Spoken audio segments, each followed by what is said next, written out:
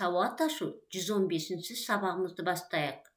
Бүгінгі сабағымыздың тақырыбы табиғатқа саяхат, П дыбысы мен әрпі.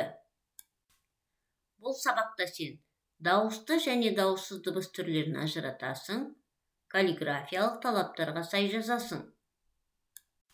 Балалар, біз өткен сабақта П дыбысы мен әрпімен танысқанбыз. П дыбысы дауыссыз дыбыс екенін білдік. П дыбысы сөздің басында, сөздің ортасында, сөздің соңында да кездеседі. Мысалы, парта сөзінде П дыбысы сөздің басында тұр екен. Дәптер сөзінде П дыбысы сөздің ортасында кездесіп тұр. Ал құлып сөзінде П дыбысы сөздің аяғында кездесіп тұр. Жарайсыңдар, балалар. Енді, балалар, ребус шешейік.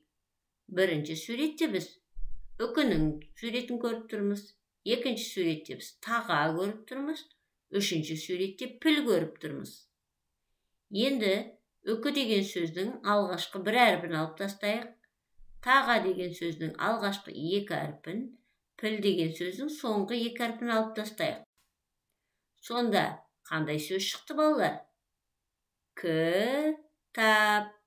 Дұрасыңдар, балалар, кітап деген сөз шықты. Енді кітап сөзіне дыбыстық талдау жасайық. Кітап. Екі буын бар, 5 дыбыс бар, 2 дауысты дыбыс, 3 дауыссыз дыбыс бар. П дыбысы сөздің соңында тұр екен. Енді, балалар, мына кітап туралы өлеңді мәнерлеп жатқа айтайық. Кітабыңды құрметте, күтіп ұста кірлетпе. Кішілерге табыс ет, дақ түсірме бір бетке. Осы өлеңді жатқа айтайық. Ойлан тап. Мына суреттегі заттарды ата. П әрпінің қай жерінде кездесетінін айт. Осы суреттердің біреуіне дыбыстық талдау жаса. Үшінші тапсырма. Артық сөзді табыңдар.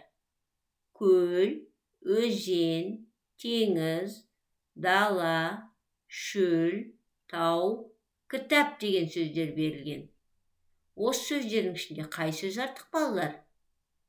Бұл сөз неліктен артық екенін табыңдар. Жарайсыңдар, балалар. Енді дәптерімізге оқулықтың 94-ші бетіндегі жаралы кептер мәтінін көшіріп жазайық. Көркем, әдемі етіп жазамыз. Жарайсыңдар, балалар.